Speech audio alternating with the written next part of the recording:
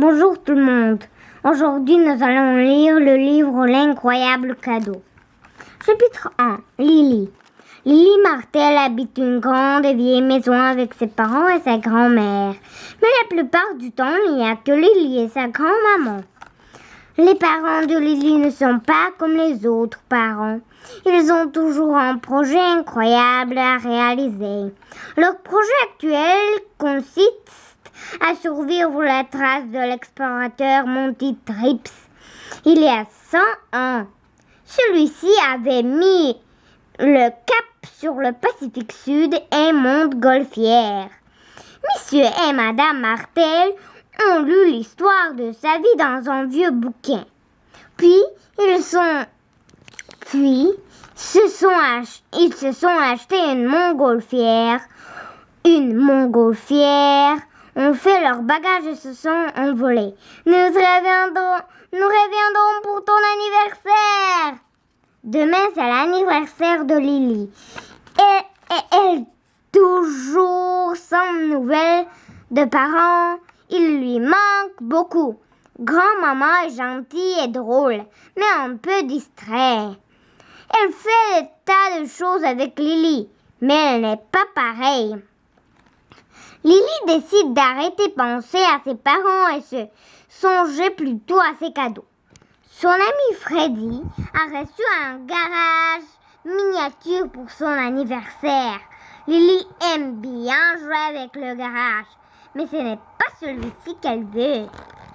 Ce qu'elle veut. Un girafe peut-être? Ce serait un cadeau sans sentinelle.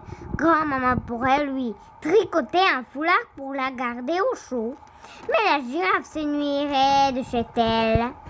Un télescope noir et brillant pour observer le ciel et chercher des étoiles serait fantastique. Lily pourrait ainsi réparer Mars. Je me demande si je vais recevoir un télescope, dit-elle. Grand-maman pose son tricot et sourit. Patiente jusqu'à demain, répond-elle.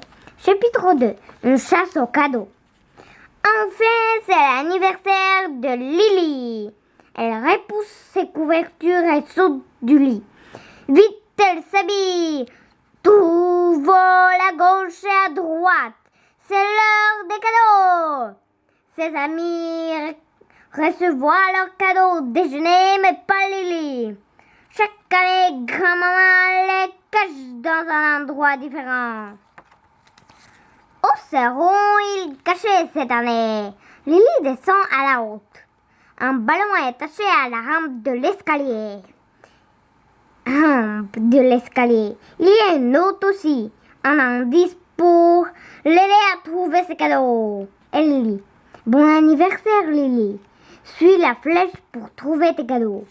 Où est la première flèche? Lily baisse les yeux et la voit tout de suite. Elle suit la piste qui traverse la grande et vieille maison.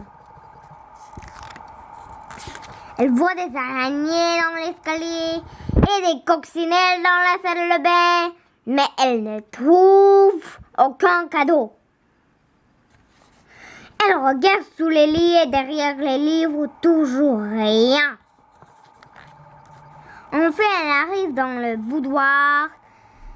Grand-maman est assise en train de tricoter ce qui deviendra sans doute le foulard le plus long du monde. Joyeux anniversaire, Lily. Tu cherches quelque chose? Et là, dans un coin du boudoir, elle trouve mes cadeaux. Lily regarde ses cadeaux. Que peut-il bien y avoir dans ces 3 boîtes? Lily les prend et tourne. Elle les tourne, les retourne et les emplit vers le plafond. Finalement, elle lit les étiquettes sur chaque cadeau pour savoir qui les lui offrait. À Lily, bisous de ton cousin Joe. Bonne fête, Lily. Bisous de tante Alice et d'oncle Bob. Je t'adore, grand-maman. Lily déchire l'emballage de la boucle bleue. Mais ce n'est pas un télescope noir et brillant pour observer le ciel et chercher des étoiles. Eh bien, dit Lily, tante Alice a tout de même pensé à mon anniversaire. Il lui reste encore 2 cadeaux. Lily ouvre le cadeau au ruban vert. Mais ce n'est pas une girafe, c'est un panier de savonnettes parfumées. Merci, grand-maman, dit Lily. Lily soupire. Il ne lui reste qu'un seul cadeau, celui à la boucle jaune. Lentement, elle le déballe. Une boîte de papier à lettres, très utile, dit grand-maman. Oui, dit Lily.